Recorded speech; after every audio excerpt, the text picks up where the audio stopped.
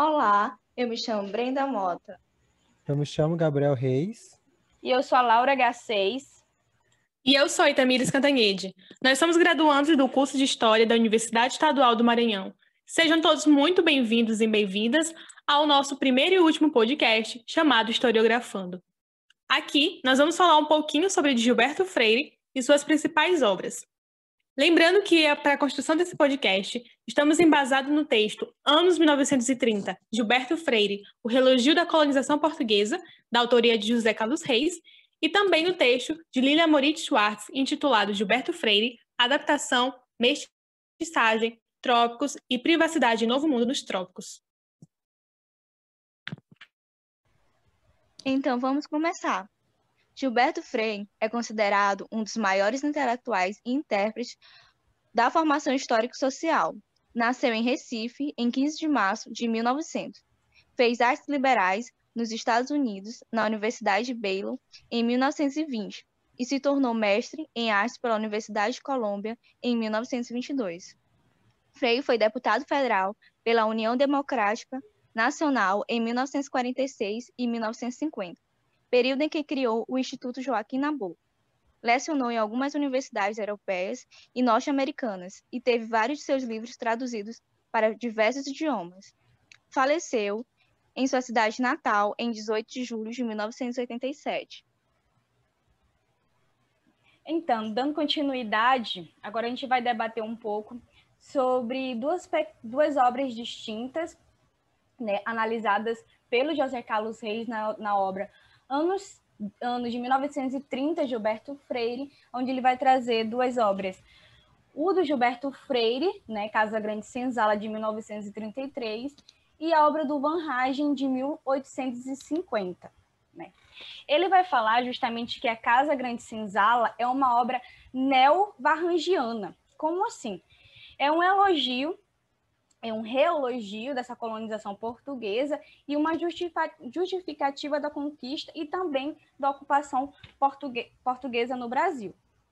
Ele vai enfatizar, né, também sobre essa continuidade dessa transição da colonização à nação. Vai fazer um elogio também, José Carlos Reis, na obra do Gilberto Freire, que renovou também essa visão do Brasil das elites em crise e revigorou o mundo das elites luso-brasileiras a criar um passado e confirmou o elogio e a legitimação feita por Van Hagen nos anos de 1850.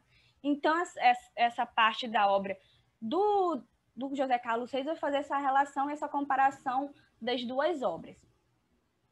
É claro que em 1930, né, ele vai confirmar que Gilberto Freire tinha outro ambiente histórico, né? Ele estava em outro ambiente histórico, ele estava em outro contexto também intelectual, né? Em outras palavras, ele estava com uma nova metodologia e uma nova estratégia política justamente para a construção dessa colonização, uma nova visão sobre essa colonização. Ele vai até confirmar, né, sobre dessas duas visões da colonização latifundiária e escravocrata também, ele vai debater acerca disso, né? E também dessa visão do europeu e também do escravo nessa Casa Grande Senzala do Gilberto Freire. Ele vai trazer uma afirmação do próprio Gilberto Freire, de 1933, da obra Casa Grande Senzala, que ele vai falar, né, enfatizar o que o senhor do engenho rico e escravo é capaz do esforço agrícola e ele é obrigado a esse regime de trabalho.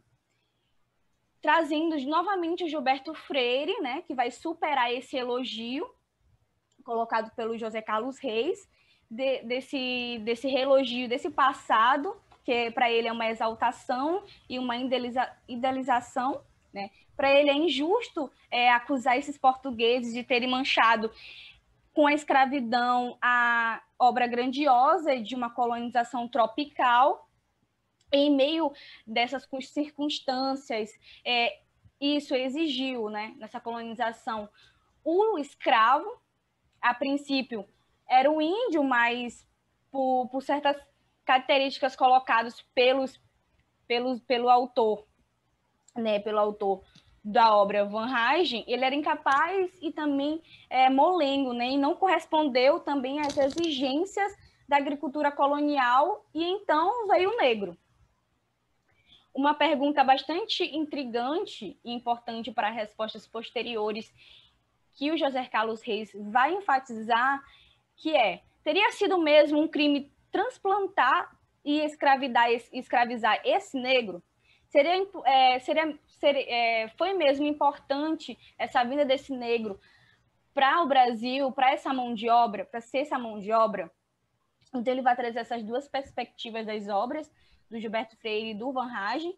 O Van Hagen diz que foi um erro enorme, né, ter trago esses negros para o Brasil, mas o Gilberto Freire, ele vem e continua em defesa desses colonizadores e fala que também foi um método de suprir essa necessidade de mão de obra adotado pelo colonizador português. Então, só Van Hagen, ele reconhece, criticando mesmo esse caráter escravista e latifundiário dessa colonização.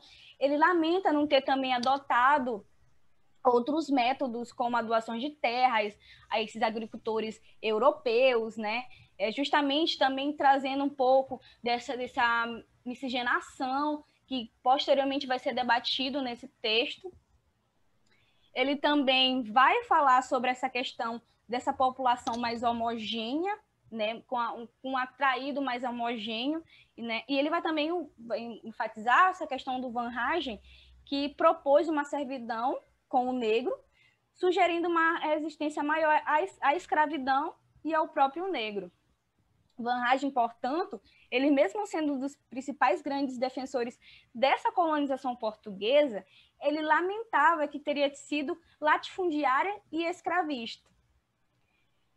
Mas em discordância, essa discordância não separa esse Freire e Van Hagen.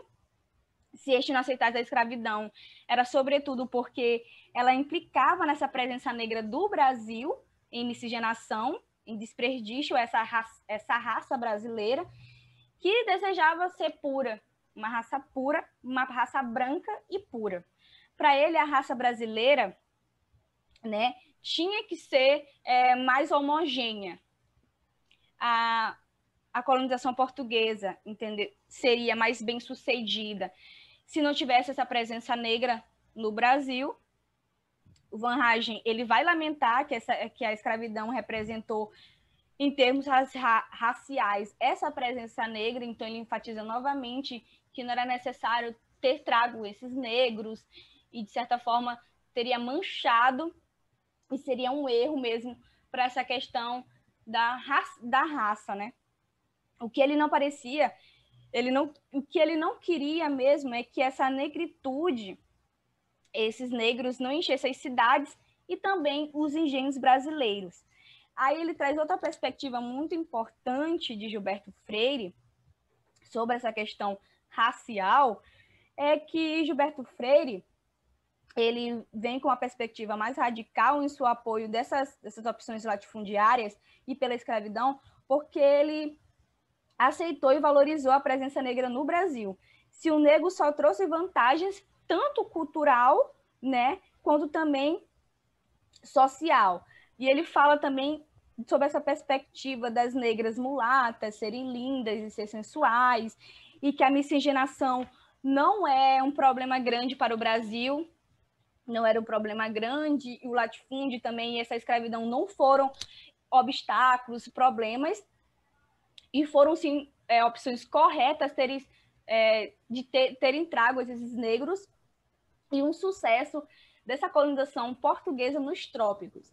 Ele também vai enfatizar que Freire, ele vai mais fundo e longe em defesa dessa colonização portuguesa no Brasil, mesmo com a presença negra, e muito graças a ela, essa colonização teve um sucesso total. Então ele aceita integralmente e sem reservas essa presença negra no Brasil. Ele também vai até fazer um elogio, né, sobre essa presença negra, como eu já enfatizei, dessa presença dessa mulher negra, embelezando mais essa cultura.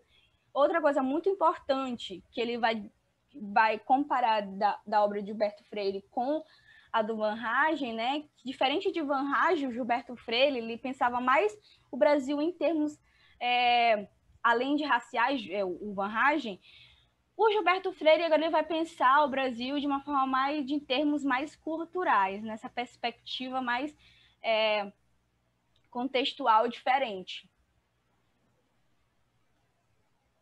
E é a partir da obra de Casagrande Senzala que Gilberto Freire vai advogar a favor do encontro harmonioso das três raças, né? Que seriam a indígena, a negra e a branca. E essa fusão harmoniosa levaria à miscigenação, que, de acordo com José Carlos Reis, foi como Freire definiu a forma de corrigir a distância social entre essas três raças, né? O que favoreceu uma certa democratização social no Brasil, já que agora, com essa miscigenação, indígenas e negros poderiam fazer parte da mesma família que os brancos. Então, por isso, na visão de Gilberto Freire, a miscigenação era vista como algo positivo, como uma coisa vantajosa, porque criaria o tipo de homem ideal para viver nesse novo mundo dos trópicos.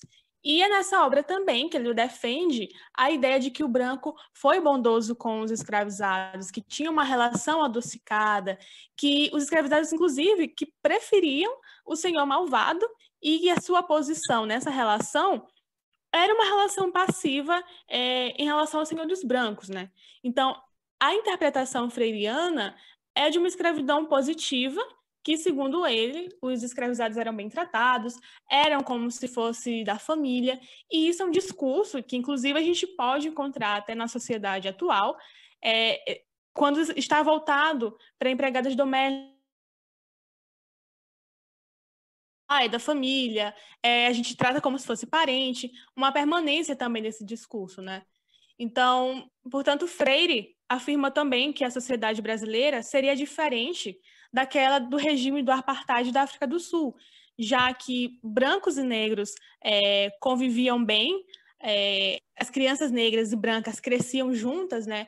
E o fato de que aqui no Brasil essa segregação racial não era oficialmente institucionalizada, para Freire, isso era visto com bons olhos, né? Já que aqui a diferença deu certo, aqui seria o paraíso racial. Aqui no Brasil nós teríamos um senhor paternal e um escravo fiel, né? Então, a sociedade brasileira, ela teria sim conseguido equilibrar muito bem suas diferenças, seus antagonismos, e essas foram ideias que fortaleceram uma concepção da democracia racial aqui no Brasil. E, embora esse mito da democracia racial não tenha sido criado por Freire, foi a partir de Casagrande Senzala que esse termo ganhou uma maior notoriedade. Então, gente, é sempre bom termos em mente que a partir do momento que um autor ele escreve sobre um determinado tema, sempre aparecerão críticas, sejam elas construtivas ou não. E no caso do Gilberto Freire, nas obras Casagrande Senzala e Novo Mundo nos Trópicos, uma das principais críticas que irão ser abordadas vai ser da Lilia Schwartz. Ou seja, com base nessas duas obras que estarão voltadas para a identidade nacional, a Lilia vai basear os seus argumentos. Ou seja, essa identidade que vem ser diferente dos vizinhos da América e também diferente da Europa. A Lilia ela vem, primeiramente, problematizar, criticar a respeito dessa romantização da relação entre escravo e senhor, ou seja, ela vem falar que o Gilberto Freire ele vem abordar nas suas obras essa relação como uma relação de amizade, e como sabemos bem, isso não foi verdade. E outro ponto que é sempre bom citarmos em relação às críticas da Lilia vem ser essa questão da miscigenação, ou seja, ela vem falar que o Gilberto Freire ele vem falar que a miscigenação foi o mal da nação, que a miscigenação, com base nele, deveria ser de predominância branca, ou seja, algo homogêneo, e também é coerente afirmarmos que essa miscigenação ela tinha que estar ligado aos moldes europeus, ou seja, tinha que ter características europeias para ser uma boa miscigenação. Então é isso, sempre bom pesquisarmos a respeito da formação dos autores para poder fazermos uma boa crítica, para poder fazermos um bom debate a respeito da maneira pelo qual esses autores abordam determinados temas, até porque o Gilberto Freire ele era sociólogo, ou seja, ele vai abordar esses temas partindo das suas perspectivas, e a Lília ela já era uma historiadora, ou seja, ela vai criticar as obras do Gilberto com base na sua formação, com base no que foi a escravidão de fato, partindo do ponto de vista dela e do que ela acredita estar correta, com base na historiografia. Espero que tenham aprendido, que tenham gostado do nosso podcast. Até a próxima.